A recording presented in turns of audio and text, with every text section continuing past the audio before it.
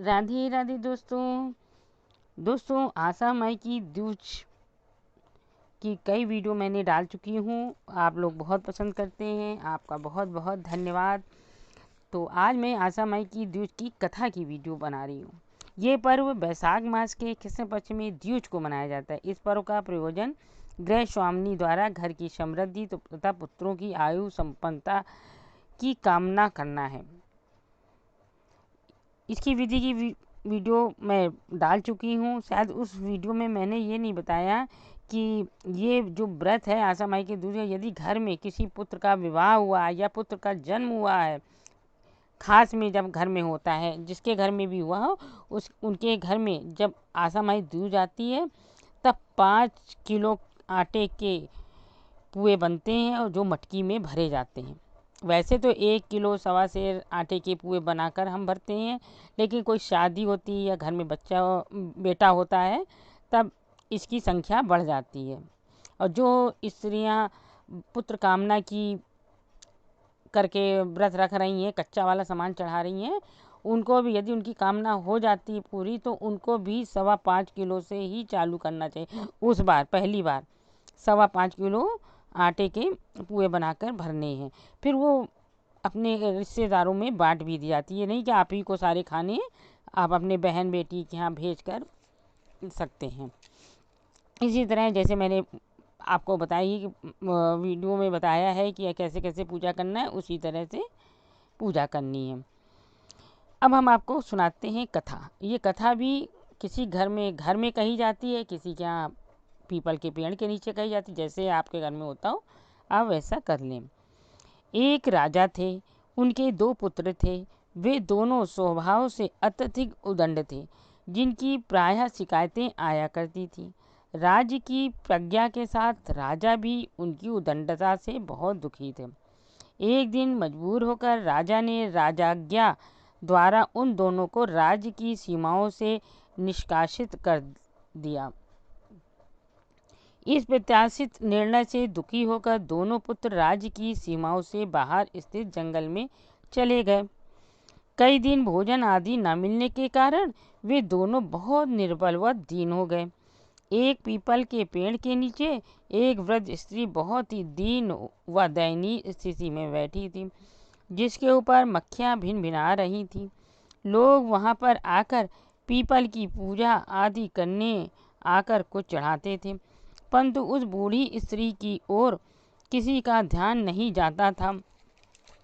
बूढ़ी स्त्री को दयनीय स्थिति को देखकर राजकुमारों ने उसे ठीक से स्नान आदि करवाकर साफ सुथरा किया तथा पीपल पर चढ़ी सामग्री को प्रसाद के रूप में ग्रहण कर अपनी भूख शांति की। इस प्रकार वे उस बूढ़ी स्त्री की सेवा शुश्रूषा करने लगे। उनकी सेवा से प्रसन्न होकर वह स्त्री, जो वास्तव में आशा माँ थी, उन राजकुमारों को एक कौड़ी प्रदान करते हुए आशीर्वाद दिया कि इस कौड़ी के द्वारा तुम लोग संपन्न और समृद्ध एवं बलवान बनोगे। राजकुमारों ने आशा माई द्वारा प्राप्त कौड़ी की सहायता से निकट ग्राम के एक घसियारे का सब कुछ जीत लिया। इस प्रकार अनेकों लोगों की संपत्ति बेचकर वे समृद्ध होने लगे। उनके जुए में जीत की चर्चा समीपवर्ती राज्य के राजा ने सुनकर उन राजकुमारों से जुआ खेलने की तीव्र इच्छा प्रकट की। राजकुमारों ने राजा की सब कुछ जुए में जीत लिया। अंत में राजा की एकमात्र कन्या थी। राजा के आग्रह व विनय से बड़े राजकुमार ने उनकी कन्या की पत्नी के रूप में स्वीकार कर लिया। पत्नी ने आग्रह किया कि हम अपने सास ससुर के दर्शन कराओ, जिनसे आशीर्वाद प्राप्त करें। तब राजकुमारों ने पूरा वृत्तांत उसे बताया। राजकुमार की पत्नी ने उन्हें उत्साहित किया, जिससे वे अपने पिता के राज्य में जाने को तैयार हो गए। लड़की के पिता ने दहेज के रूप में अपनी लड़की को हाथी, घोड़ा, नौकर तथा धन धान प्रदान किया। राजकुमार ने अपनी पत्नी को रास्ते में राजकुमार ने अपनी पत्नी को रास्ते में आशा माँ से आशीर्वाद प्रदान करने का निश्चय किया। उसने अपनी पत्नी को आशा माई की स्थिति का वर्णन करते हुए बताया कि वह बूढ़ी स्त्री के रूप में अत्यधिक दीनहीन व गंदी अवस्था होगी। वास्तव में वे दरिद्र नारायण का ही रूप हैं। अतः बिना संकोच तो उनको स्वच्छ करके उनका पूजन वंदन कर आशीर्वाद प्राप्त करना। राजकुमारों के आदेशानुसार उसने आशा माई को स्नान आदि करा के अपने आंचल से स्वच्छ किया तथा उनकी वंदना व पूजा की। आशा माई प्रसन्न होकर उसको सदा सौभाग्यवती तथा पुत्रवती होने का आशीर्वाद दिया। दोनों राजकुमार राजा की कन्या घोड़े, हाथी तथा अन्य साज सामान के साथ अपने पिता के राज की तरफ चल दिए। पुत्र वियोग में राजा अत्यधिक दुखी रहा करते थे। उनका चित्त राज काज से विरक्त होता जा रहा था। उनके राजवासियों ने सूचना दी कि कोई दुश्मन अपनी सेना के साथ राज्य में आक्रमण करने आ रहा है, जिससे वे सोचने लगे मेरा तो कोई दुश्मन भी नहीं, फिर आक्रमण क्यों हो रहा है। दुखी मन से वे अपनी सेना के साथ राज सीमा की ओर राज्य रक्षा हेतु चल दिए। वहां पर जब उसने अपने पुत्रों तथा पुत्रवधू को देखा तो वह अत्यधिक प्रसन्न हुआ।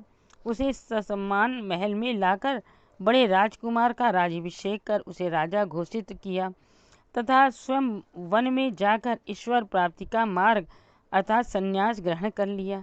जैसे आशा माता ने उन सबको सुख समृद्धि यश तथा वैभव प्रदान किया, उसी प्रकार सबका मनोरथ पूर्ण करे। ये थी आशा माई दूत की कथा। वीडियो अच्छी लगे तो लाइक शेयर कमेंट कीजिएगा। चलिए अगली वीडियो मिलते हैं। राधे राधे। जय आशा माई की जय हो।